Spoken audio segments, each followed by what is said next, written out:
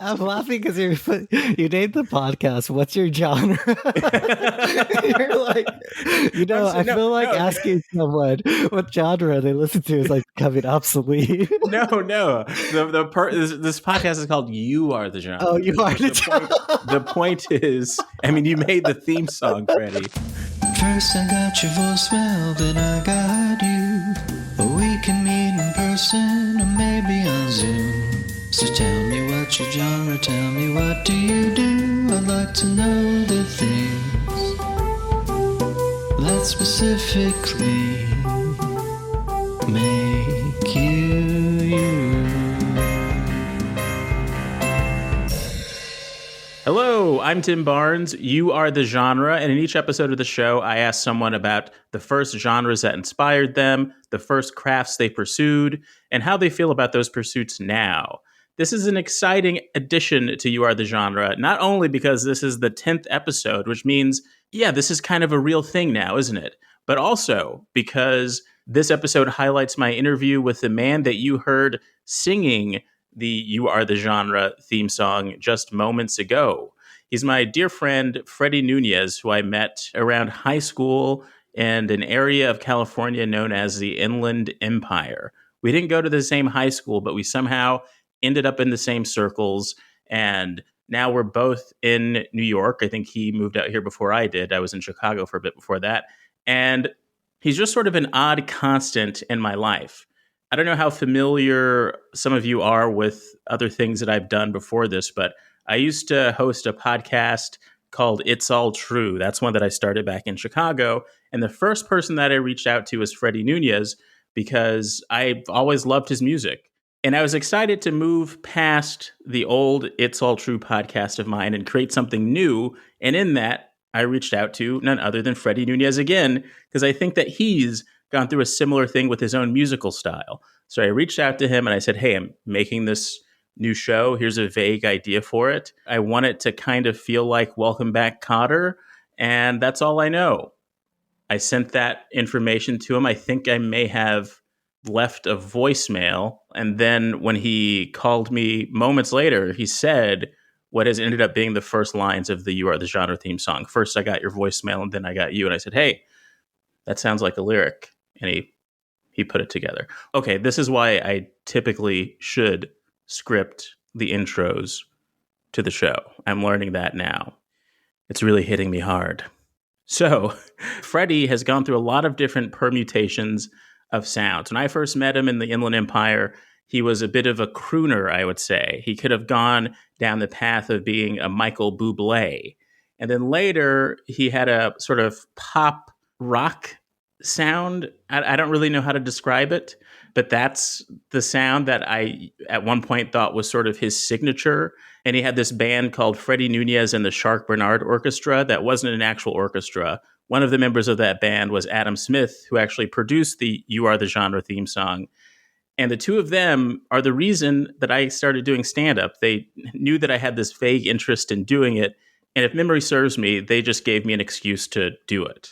I opened for one of their shows somewhere in LA. I think the reason I first started going into the open mic scene was because of that. And now here we are. Freddie is now more of a country musician. He has this album called Left Hand Path. That was his first entry into that. He has a new single out called Missing You. That's a cover of a country classic. And leading into this conversation, I was interested in knowing what caused these different versions of his sound, what his path towards sobriety has been, and really trying to get to the nucleus of how our friendship works.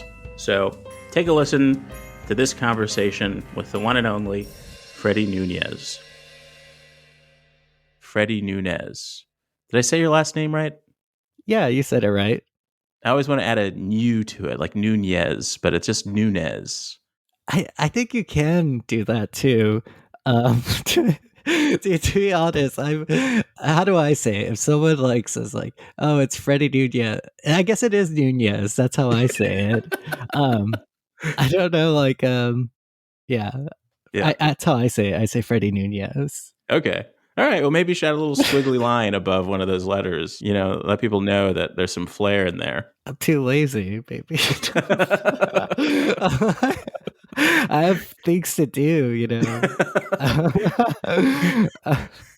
Well, thanks again for making this awesome theme song for the podcast. I don't remember exactly when we met, but everything about our friendship is very surreal and kind of strange, all in ways that I absolutely love. But we both, you did you grow up in Merino Valley? That's a town that I moved to, my family moved to around my last year of middle school, but I actually don't know. Did you grow up there?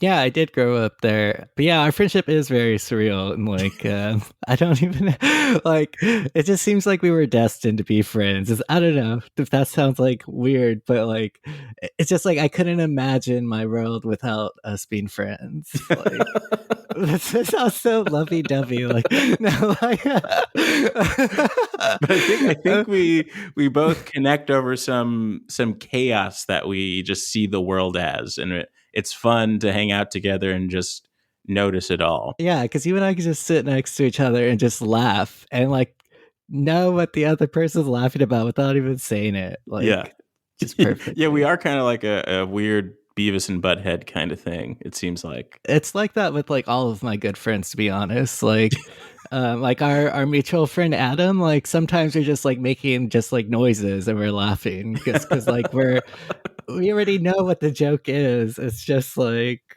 Yeah. super close. And I think a part of the connection too is that you and Adam, what was the name of your band at the time? That's why I'm excited to talk to you, because you've had so many constellations of musicians around you, and there's so many versions of you. But the version of you and Adam in a band before 2012, because that's when I moved to Chicago. But you guys got me to open for you at some show. I feel like it was in LA, and that was my first real stand-up show. And if I remember correctly, the reason that I started going to open mics was partly in preparation for opening for your band at that show. So you're a big part of like how I officially got into stand-up comedy and the world of comedy or whatever it is that I'm doing now. So I owe a lot to you for just asking me to do that, because I feel like the two of you saw something that I was clearly aiming to do, and you just like gave me a reason to do it. I think we were just like excited, and then like we're excited for like our friends to do stuff too.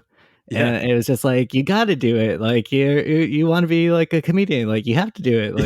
Like we just had like we're following our dreams or something like that. Like yeah, like it's just exciting, and it's like it was like exciting to like see friends like succeed and just like really go for it. Um, yeah. Yeah. You still haven't told me the name of that band. Do you even remember? Yes, I do. Okay, so the name of this band. Oh my god, I hate. Okay, so the name of this band, Freddie Nunez and the Shark Bernard Orchestra. Yeah, yeah. Was that it? I feel like I opened for the Shark Bernard Orchestra, but I'm excited to dive into the first big question of this show, because my memory of my first concept of Freddie Nunez was as sort of a heartthrob crooner in town. Like you were singing like Frank Sinatra songs. And I know for a fact that like, you know, a lot of people had a crush on you, Freddie. You were just like this, you're singing like love songs and stuff at, what was that? What was that coffee shop that used to have live performances outside of it in town? I forget what it was called. I know which one you're talking about, but I don't remember the name. Something Coffee Bean. There's only so many names in like a suburban town that like a coffee house can have. Yeah. So maybe we'll get into that later, but tell me, Freddie, what was the first big genre that called out to you? I mean, like growing up, I grew up like around like Frank Sinatra songs, and like my parents listened to a lot of that. And then like listen to like a lot of oldies, but I guess like I don't know, I got into like skating in like middle school. I don't know, it's kind of like a cliche story. Like I got into skating, and like from skating I would listen to like Anima of the State, that like Blink-182 album. And then like I started like really connecting with it. And then I saw like this guy playing guitar, and I remember being like, oh, if that guy could do it, like I could do it. And then I started playing guitar. Honestly, as like, I don't know, as weird as it sounds, like I guess like a lot of like earlier, like Frank Sinatra and Blink 182. I feel like this is by far going to go down as the strangest answer to that question. this, So the first, I guess you're saying the first like musical sounds as a kid, your parents listened to a lot of Frank Sinatra, and then for yourself in middle school, it was Blink 182 at a skating rink well, that got you. that's not like skating. It was like skateboarding. Okay, okay, Um, but like, yeah, I remember I'd like fantasize about all these like girls I had crushes on. Like, all my parents were like playing Frank Sinatra, and that like I'd like be crooning to them, like, in like, yeah, like middle school and stuff. Like, I had no idea what I was doing. Wait, you said you were actually crooning No, at I had the. like You fantasies had of like fantasies of crooning it, to yeah. these like, yeah, being in middle school and being like, Yeah. yeah, like Mr. Cool, like singing romantic songs. It's such like a dude. It's such like a thing where like it's funny you mentioned people have had a crush on me because I have no idea. I'm so bad at like knowing when somebody likes me, or maybe I was, yeah, at the time. Well, if there is a phrase that I can describe you as, and I hate the word hopeless, but you are like the cliche of a You are hopeless romantic. hopeless. No, no. But Freddie, in your music and in everything you talk about, there's always a crush. And so, Hmm. do you think do you really think that's connected to, or do you think that's connected to the Frank Sinatra thing? I think that's fair. I think that's fair. I feel like that's something I'm working on, like not to be driven relentlessly by like I mean like you grow up and then you kind of realize there's like a line between like romanticism and just like psychotic. um, right? Like things Yes, can be yes, romantic, but like things don't have to be over the top. yeah, yeah, yeah. But yes, there is always a crush there, I guess, and I'm okay with that. A little crush is okay. Yeah, that's great. And what you said about that fantasy you had of crooning, I do think there is something about the music that parents tend to play. Maybe it's like a thing like when I mean, once you have kids, like I grew up with a lot of that like Motown music. I remember listening to Just My Imagination as a kid, and that's like Yeah. one of the most cinematic songs of all time. And so like I really fell into the spell of that song, and then you're just like imagining your like imagine as a kid imagining your whole life in this scenario where the main character of the song is imagining their whole life with this one woman that they have a crush on. Right. Yeah. And it's a really intense song. Like It when it builds up is. to like every night on my knees I pray. I definitely had that same experience where like I heard it like older and I like actually like listened to the lyrics and was like, wow, like wait, what's going on here? Like this is Yeah, then it starts off. Is that the one that starts off with no, there's two different ones. So that one's like each day from my window I watch her yeah. as she passes by. But then there's the other one, oh how I wish it would rain. That's another dramatic Mhm. one where it's like sunshine, blue sky, please go away. My girl's found another and gone away. With her, with my future, my life is filled with pain. But day after day, I stay walking in the rain or something like that. So about this guy So- walking in the rain so that it hides his tears. It's like really dramatic. For a But he second, still it listens to sounded his like kid. it turned into a like poetry contest. I mean, not like poetry contest, poetry podcast. I mean, Yeah. But the fact that I have this stuff memorized from my yeah. childhood, like it really does something to you. Do you ever get nervous, like if you ever had kids, like, oh, what if I like play something for them and it fucks them up?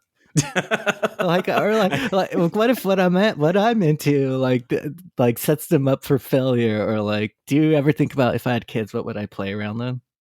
Not really, because I listen to pretty tame stuff. I think they'd turn out pretty fine. I mean, I don't know much about Blink 182, but it seems like that's what you'd be playing for your kids. So No, I is would, it? I would, actually, I would, but I don't know. I feel like I'd be like, I'd carefully like curate like what they're listening to. And I'm Hmm. sure like they'd rebel and listen to whatever Yeah, yeah. You can't they're gonna control. listen.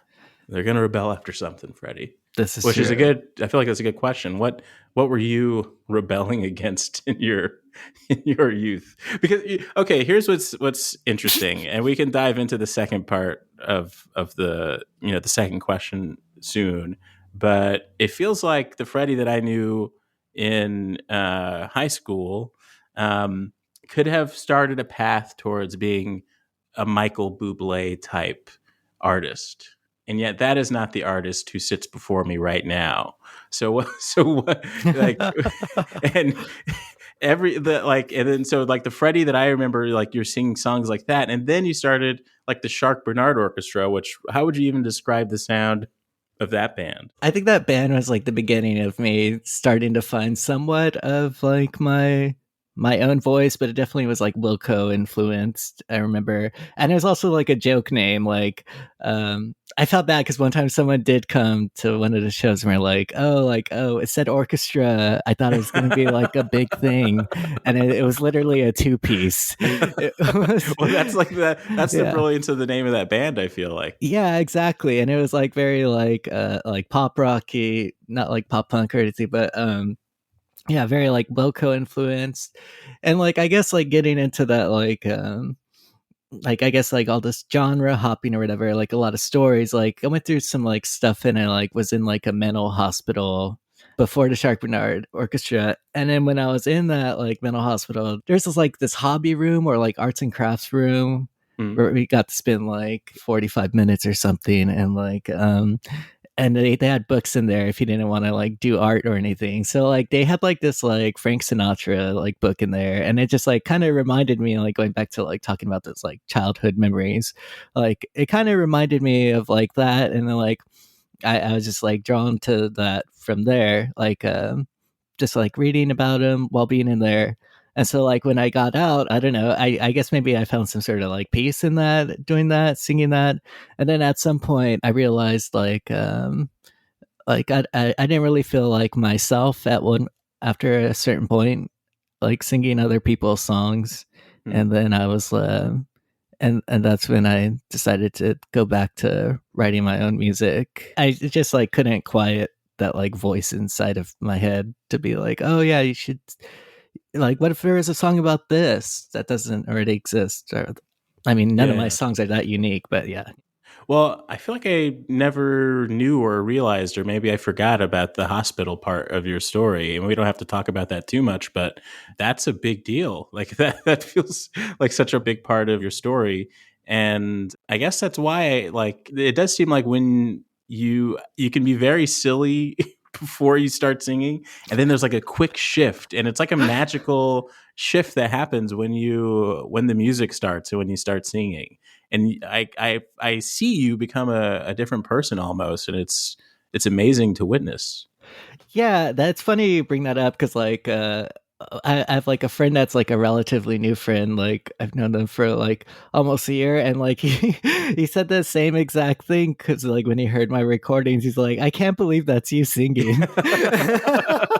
um, because I think I do use like a different, like I use probably like different like lung capacity when I'm singing. Like I'm like very chill when I'm talking, but yeah, I'm like probably like actually like using more of my lungs, or I don't know, like It sounds like you're saying that you don't yourself feel like you're transforming. You still feel like that's connected to you. oh yeah, like I feel like underneath like the surface I'm like that serious person, but I just like enjoy like laughing so much, especially around like people like well, I'm not like a extrovert, but I do get excited being around like my friends and stuff, you know.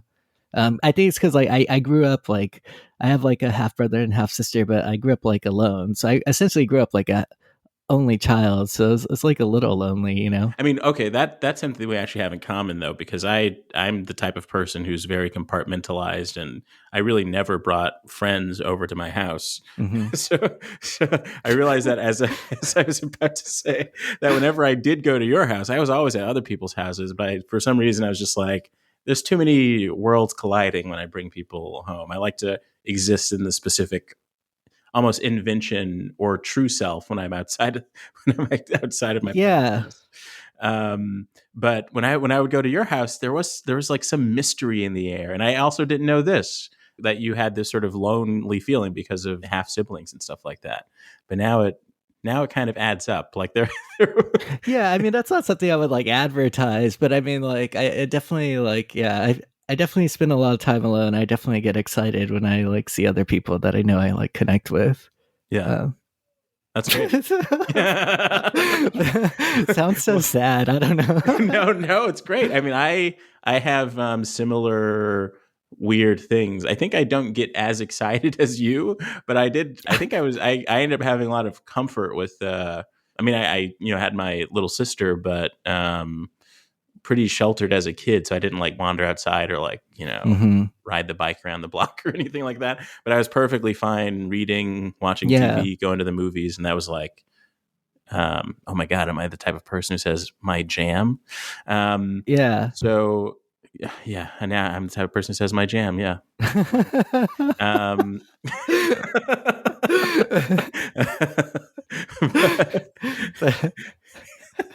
so your the first genres that you loved were Frank Sinatra, Blink 182. You also love skating, and you're talking about like skating outside. Yeah, like skateboarding. Um, I mean, I feel like at that time, I don't know. It's like after like I don't know. I can't tell if that's just like a regular middle school thing or like a Southern California thing. But I do feel like everyone was into skating. I had cousins that were like really into skating.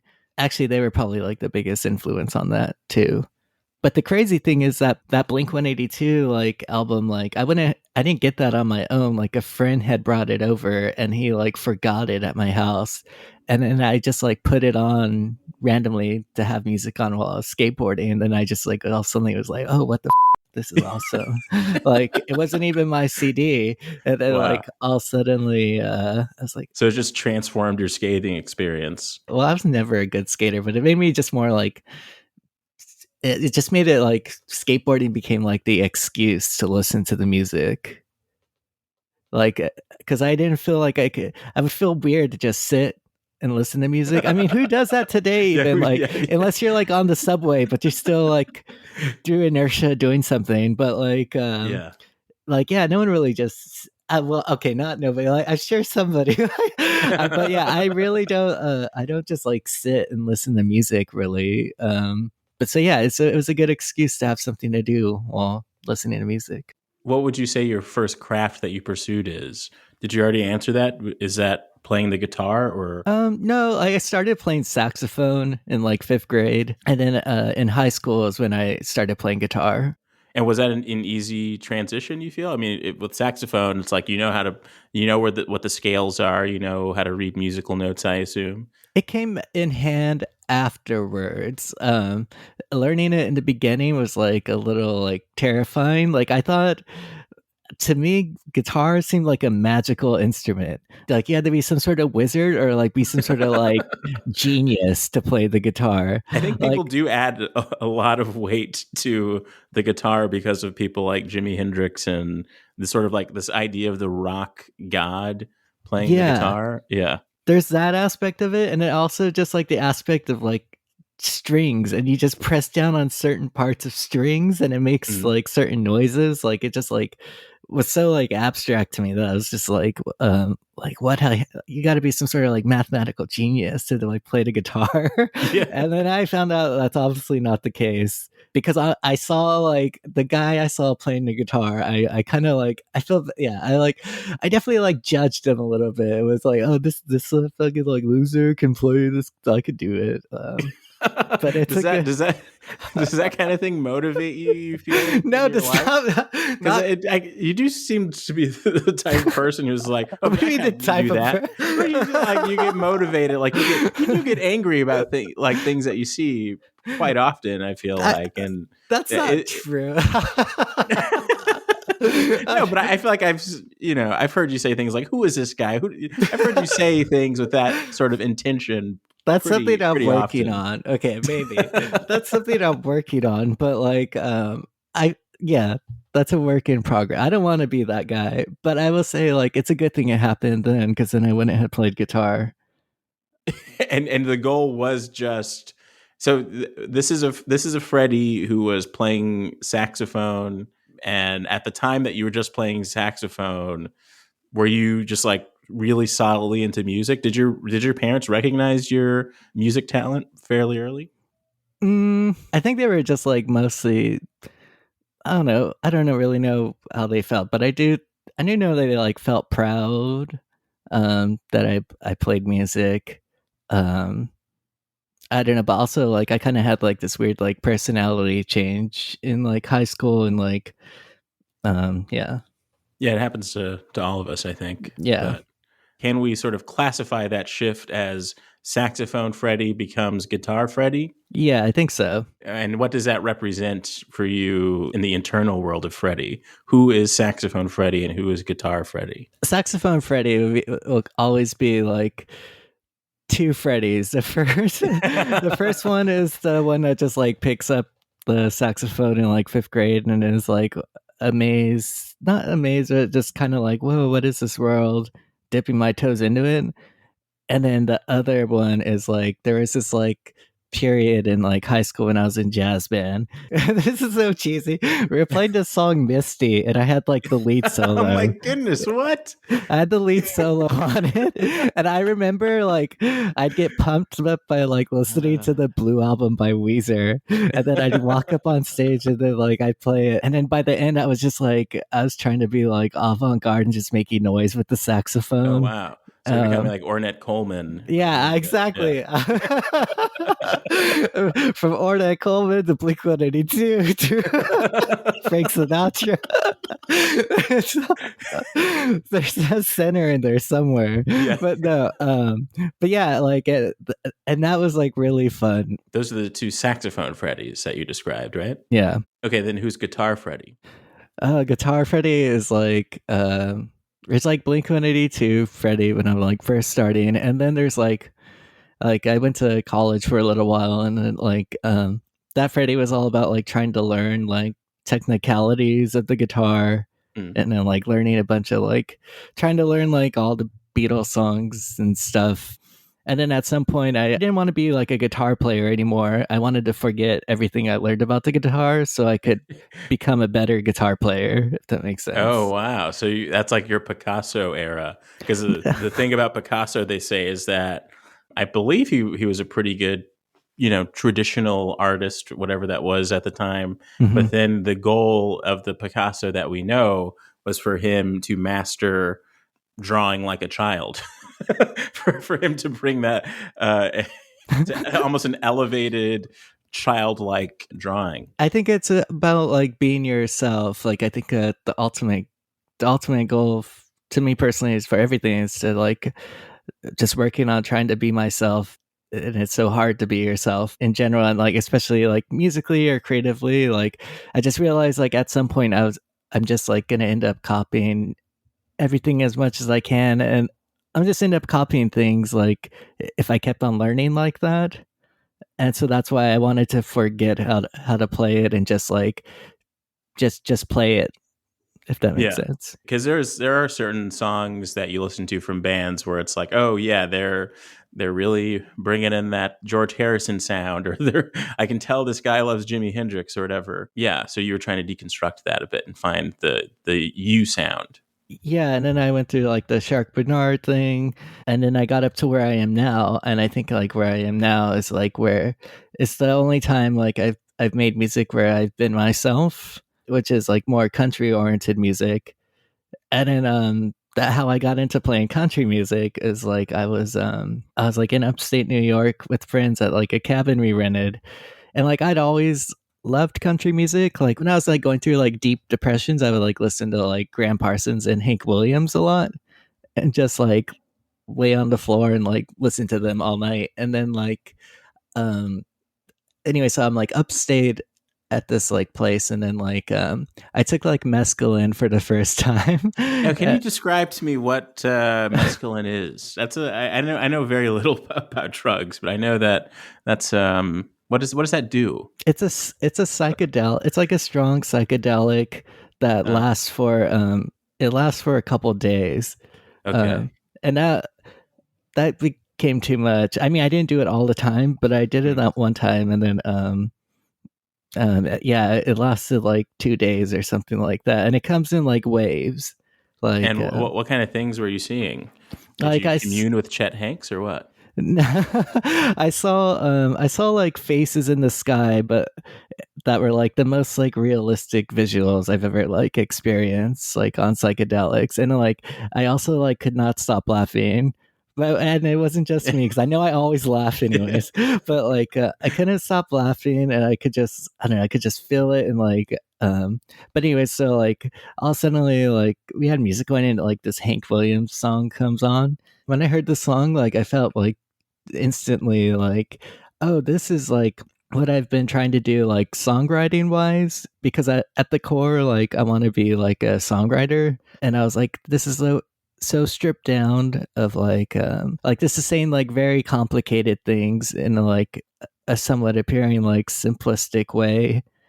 And like I was like, that's exactly what I've been trying to do with my songs, and I don't need to like overcomplicate things. And so it was more about like the songwriting than anything. Yeah, one of my favorite, just to, I guess, to bring things back to saxophones, is the fact that Sorry. it's the fact that You should say Charlie. that. Sorry, after every single topic, so bringing this back to saxophone. That's like the Speaking new of like, bells, sir, jingle this is bells. a Wendy's. It's like, okay, bring this back to saxophone. Sorry, go ahead. Is the fact that Charlie Parker loved country music. And I only really know this because I love the Clint Eastwood made a movie about Charlie Parker. And I think there was like a scene where Is that Bird? Is that the yeah, Bird. Yeah, it's really, really good. Yeah. Yeah, there's like a scene where he's like talking about that. Country music is great. And I feel like it's one of those genres that has evolved into something different now. Like when people think of, I guess, mainstream country music has a certain pop quality. And in some ways, a lot of modern country music has merged with hip hop. And there's just like a lot of like, I feel like genre in music is like becoming a mush of things. Like people don't even really ask about it so much anymore. It's almost That's like true. a sign of like a dividing line of like age sometimes when people keep asking about genre when it comes to music. And I've never been able to answer what kind of music you listen to, because it I feel like it just bores people, and there's no one thing to say about the boring music that I listen to. I'm laughing because you named the podcast "What's Your Genre?" You're like, I feel like asking someone what genre they listen to is like becoming obsolete. No. This podcast is called "You Are the Genre." Oh, you are the genre.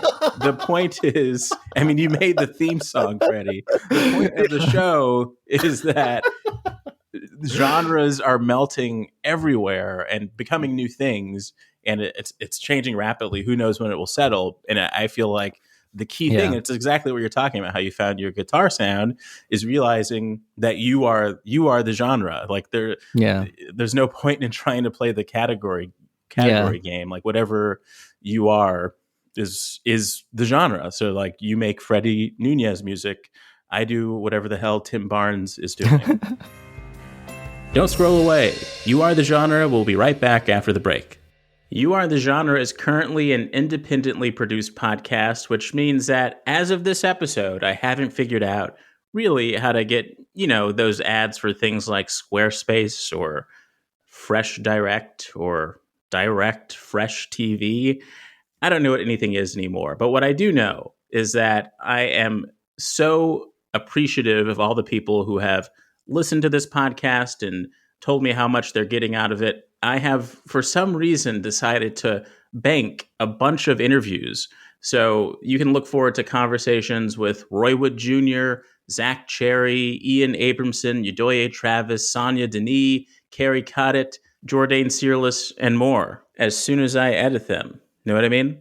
This podcast also has a corresponding newsletter that you can find at youarethegenre.com. If you sign up, you can get new episodes straight to your inbox, plus jokes that I write and updates about other things that I'm doing. But if you upgrade to paid, you can listen to even newer episodes of You Are the Genre a week ahead of the regular people. How's that for fresh, direct. Anyway, get all of the information you need at youarethegenre.com. Now, back to the episode. Where were we? What was I going with this? Oh, country saxophone. music. Saxophone. Charlie Parker loved country music. Country music is great because there's just a lot of beautiful storytelling in it. And I wonder if you can kind of, because I grew up listening to a lot of the old blues music that my dad's dad listened to. So it was a lot of like Jimmy Reed and stuff like that. Mm-hmm. I think that's a part of why, like, when I got into circles when we had moved from LA to Moreno Valley, where it's like, literally I had a friend, Jason Helwig was the friend who taught me how to listen to the Beatles, because I didn't understand it. Like, the Beatles were so stripped down and clearly simplistic, even compared to Motown, that I was just like, what, like, what is going on here?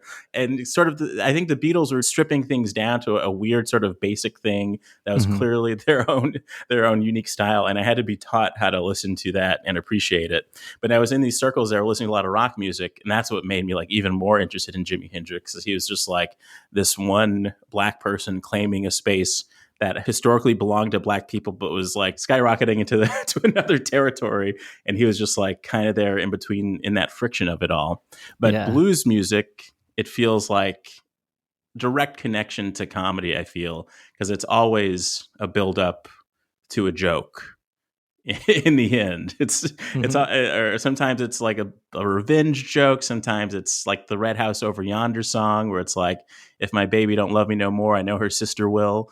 It always ends on like almost like a laugh kind of feeling. And country music does that sometimes, but I'm wondering if there's like a through line of like the functionality of a country song and what it is that draws you to that. I did gotta say, like you were saying, like country music, like the blues and like sad, but like at some point when things get so bad, like you just have to laugh. Like, and I think that's kind of like where the tie-in of like where a joke might come in, you know, like, like, oh, this is so awful. Like, this is just funny because it's so stupid. like one time I like microdosed on mushrooms, and I took this train to Rhode Island, and it was the middle of summer, and it like broke down in Connecticut, and it was really hot, and I took too many of the mushrooms because it turned into like a regular mushroom trip. So I'm just like tripping on this like train in hot summer weather, surrounded by people, and I can't go anywhere. My girlfriend had just broken up with me, and it just sounded like a sad country song. And like all I could do like was laugh to like keep my head on. Like, yeah. Now, bringing things back to saxophones again. I'm just kidding. Yeah. Was it a complex shift for you? Like, were people shocked when you became country music, Freddie? I don't know, because to be honest, like, I mean, I was always writing songs, so I think people maybe were just like, oh, Freddie's writing songs now with like a country tilt to them or something like that. Like, to me, it was just like, oh, I'm still writing songs. It's just like making it simpler. Yeah, it's just like a change in that exterior, but still doing the same thing. Still making sad songs. Was your album Left Hand Path the official Freddie introduction into country music? It was, yeah. I really like the album. It's hard for me to. Another thing about music with me is that I have to be more intentional about listening to it, because I feel like a lot of people are falling into this thing where you listen to so many podcasts, and it's just like people talking in your head all the time. And I don't dedicate the same amount of podcast space that I do to music. And so today, for the first time, I listened to that album in full, in chronological order. I know I'm a great friend. My name is Freddie. I'm a musician. But it's really great. And is it Rose Scent? Is that the Scent Rose? Scent Rose. That's my favorite on the album. It's like the one that sticks out as like, I can hear all of the versions of Freddie that I've known lead up to that one, in the sort of melancholy vibe of it, but also the way the instruments are arranged in the background. Feel free to tell me if you do not want to talk about this, but something that stood out to me in listening to the album is that drinking comes up quite a bit in the lyrics. Yeah. I know that you are you have entered the sober path as of recent. So where were you when you were writing those lyrics? At left hand path. Because the left hand path, also known as like the devil's path or whatever in like lore, which is like also partially why I picked that name. But like, I just one day like I was walking around the neighborhood and I just like it was like 4 o'clock or something, and then like I was bored and I just like went into this random bar and then I sat down and I just like became friends with like this regular that goes there. Mm. And then this bar happened to be left hand path, and then next thing I knew, like I was practically like living at this bar. I was just so like was just like romanticized it a whole bunch, and like I just like really fell in love with it. And like I guess like they say like, oh, you write about like what you love, and like you know, like I loved at that time, I loved that bar and I loved drinking, and I wrote songs about it. Yeah, I wasn't really in love with anybody, just drinking. I mean, do you still perform the songs on that album? Yeah, definitely. I mean, it's not weird. Just because I like stopped drinking doesn't mean like I don't think like that romanticism is definitely like dimmed now that I don't drink. Like I wish I could drink, but like I can't. And like yeah, I still like it as like a concept. There's still a little bit of like I have nothing against it, I guess is what I'm trying to say. Like I'm not if anything, that would like drive me crazy if I like, you know, was like just against it or something. Yeah. Because that's not true. It feels like there's a back and forth in the album where some of the songs are the drinks are my best friend almost energy, and then there's some songs where it feels like the drinks are your enemy. So was there a struggle going on at the time that you recorded? Yeah, I mean like I was going through like a breakup, like another breakup. Yeah, I was going through like another breakup, like probably like a first like major like yeah, a first like really major breakup.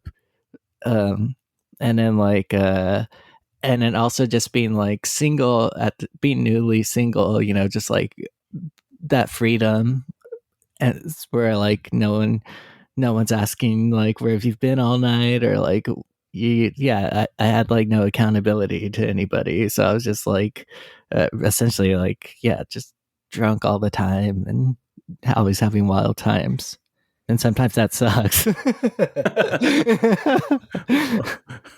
One of the things that I always mention when it comes to like how I'm mostly a pretty quiet, introverted person, and I ended up on this journey of live performance, and you know, this sort of need to make a public presence and name, and for myself, a sort of ego thing is that if it wasn't for comedy, I never would have gone to as many bars as I've been to, and I never would have known generally, you know, how to talk to a bartender or like or just how to exist comfortably in a bar, just like doing all these different like open mics and everything, especially in Chicago, just put me in that position.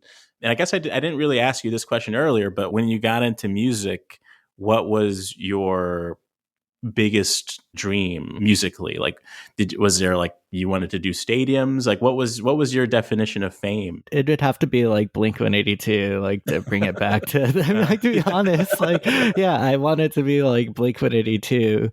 And then now like over the years, and I think even like earlier this like changed, like I just want to write like one good song in my lifetime. You know, there's been like a lot of times where like I've just like wanted to like essentially wanted to die, and like the only thing that like kept me hanging on is like listening to songs on like repeat. And like I don't know, maybe there's a way I can like give back in that way, that'd be like that'd make it all worth it if like yeah, if somebody enjoyed my music, if I made a song that somebody could make a friend with while they're sad. Yeah.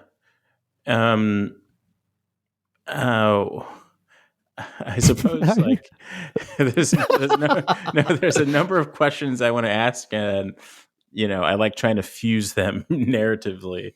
You know, when were you introduced to alcohol is really the question that I want to ask.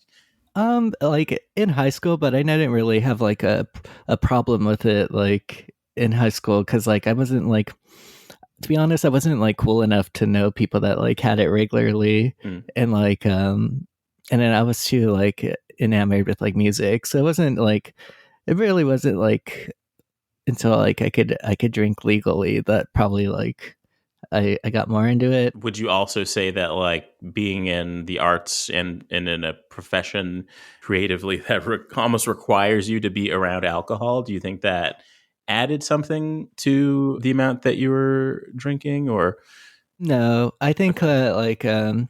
like no matter what, I would have I would I would like yeah, like no matter what, I think it would have like turned out the way it would have. Like put it this way, like the first time like I ever tried like cigarettes when I was like 18, I was like sad and I like smoked the whole like pack in one sitting with like Yeah. nobody like telling me to. Like I was just like kind of punishing myself, and then I like threw it all up like right afterwards.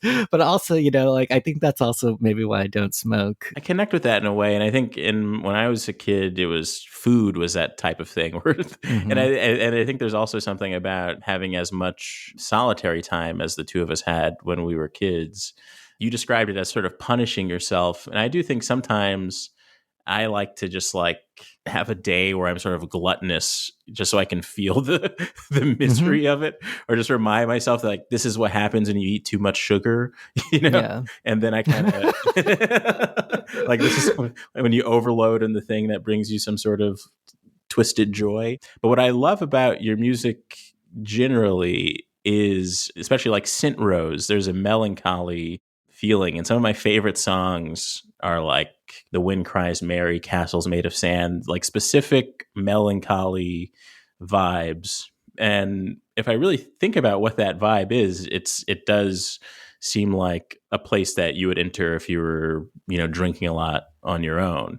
What's beautiful is that in your work, you have the ability to create musically the ultimate feeling that I think you're searching for.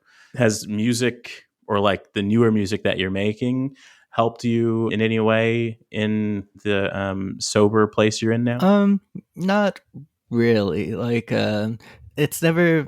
I mean, it's definitely like therapeutic, but I mean, I'm essentially doing. I'm still doing the same thing, except like now, like I'm able to do it. Like I guess I like put it this way. Like I always swore that like like drinking or like partying or anything would like never touch my music, like that was like sacred. And like by Mm. the end, I wasn't even really like I'd like sit down to write a song, and then like I'd like be in for like 15 minutes maybe while I'm drinking, and then like at some point I just like lost interest, and then I just lose interest, and I just go out drinking and hanging out with friends instead of like finishing a song or anything like that.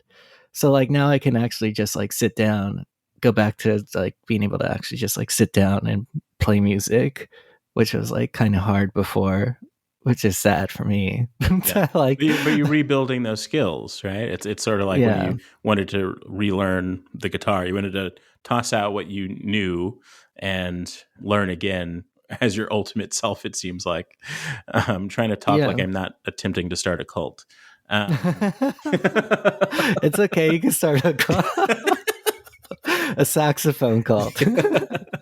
Oh yeah, that brings me to like the The sax. last kind of, because the last big question is what's your relationship now to that initial craft? You said the initial craft was saxophone. I guess what's your relationship with the saxophone, and what's your relationship now when you think of saxophone Freddie? I think that like saxophone, Freddie, that seems so far away. Just like honestly, it just seems so far away. I Hmm. have no like yeah. Or I guess, I'm too much into present, to be honest. well, that's beautiful. That's great. And like now like yeah. I had like a crush on a girl, and it was like when the Super Mario movie was coming out or something. I don't know. And I sent her like a video of me playing the Super Mario theme on Wait, what's saxophone. that? Yeah, and it did that didn't get the work. intended? No. but they were like, "Oh hell yeah, that's amazing!" And it, like, I mean, yeah, that's. I don't know how that works. Like, this guy plays saxophone. What an ideal partner. He's playing Super Mario to me. Wow, this guy is really stand up guy. Like, uh, yeah, I don't know where the math was on that for me. Well, to end on a hopeful note, what was your actual process of unlearning what you had learned about the guitar and becoming the Freddie guitar player? Or outside of the mescaline, what was the key Oh my of God. of becoming the country music Freddie who plays guitar the way that he wants to, who has the sound that he wants? Like, what do you think were the steps that really led you to that place? Um, to be honest, I think I wish. I mean, I guess I'll never really know, but like, I mean, like 99% of like the like drugs and alcohol, like I regret, but I do feel like there's like 0.1% that like helped with that. But that could just be me like romanticizing it. Ironically, I stopped playing cover songs, even though I just released a cover song. But yeah, there was like a time period where I just like would not play like cover songs really, and also I would just try like as many different like fingerings on the fretboard that were like different as possible, and just like stop trying to sound like anything. Just like almost like making noise. Yeah, just not even trying to write a song, just trying to convey thoughts, I Mm. guess. I don't know. I hope that doesn't sound like really pretentious, but No, that's right. It's a lot can be said to mood setting and whatever vibe is. It sounds like a combination of instruments and words. You weren't trying to write pop songs anymore, or you weren't trying to write catchy right. things. You were trying to tell stories, really. Yeah, exactly. I think some of the best country music, it's like a clear story, but you can easily add elements of your own life into it when you're listening to it. And I think you really achieved that. Thanks, man. Yeah, and then yeah, I just did this like Charlie Pride cover called "Missing You." That was like my first recording since getting sober, and like yeah, I'm super proud I was able to do that. I love that song. Um, and then like yeah, hopefully I'll be making more music soon because I think I have like I don't know, I go through periods where I'm like, oh, I don't know, like I have all those doubts, and then like but like now I'm like, because like I guess getting sober, I was like, do I actually really love music still? Like, what's going on with that? Hmm. And like the answer I'm finding is yes. Like I didn't want That's to. great. I didn't want to like force it and be like, "Oh, you used to play music before, now you have to play music again." Mhm. Like, I want it to be like organic, like, "Oh, I want to do this," like without even like thinking. Yeah, and I think it's interesting because I know recently you've been doing like stand up and going to like open mics and stuff. And at the same time that you were doing that, I kind of fell off of stand up, and I have a similar feeling of like when I get back into like honestly and earnestly doing stand up, it'll be for similar reasons because the feeling of like, oh, you're falling back on the thing is not a good feeling to have. And usually it's a pretty self-imposed feeling. No one's really thinking that, but if you yourself feel like Yeah. you're falling back on the thing that you abandoned a little bit, that's not a great place to start. Do you put a lot of pressure on yourself about that?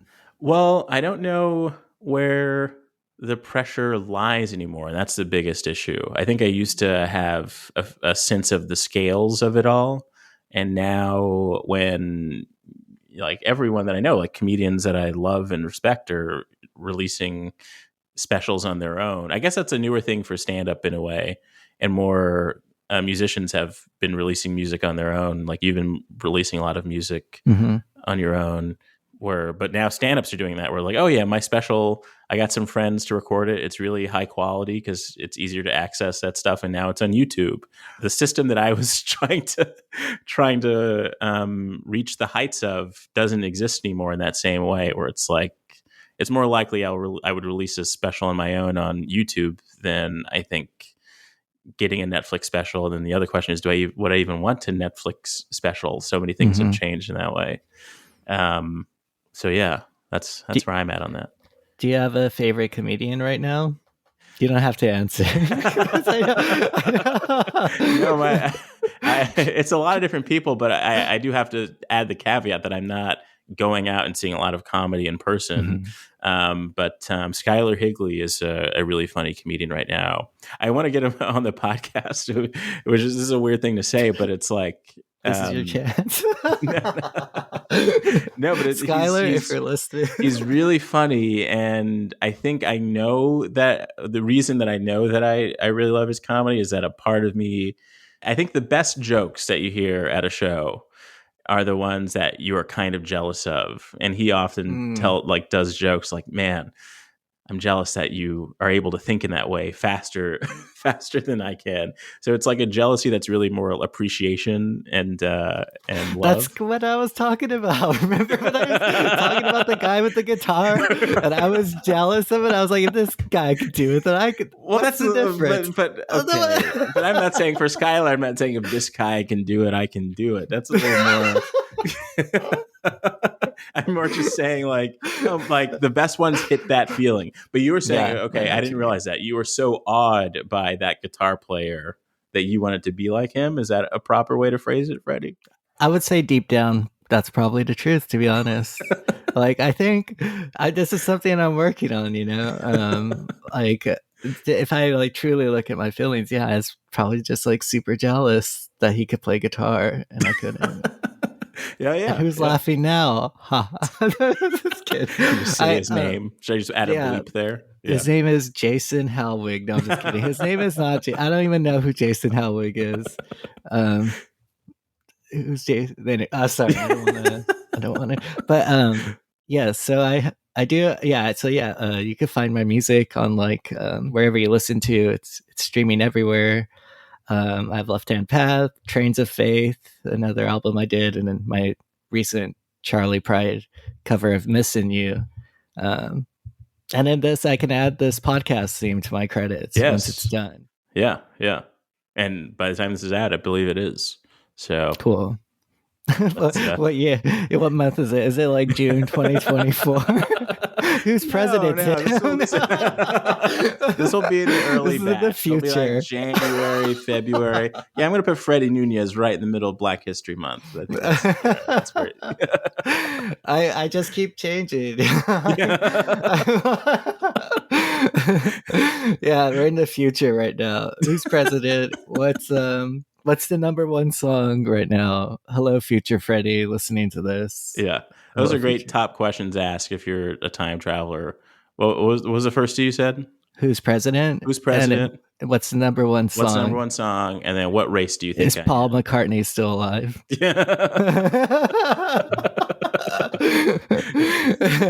An answer to all those questions is yes.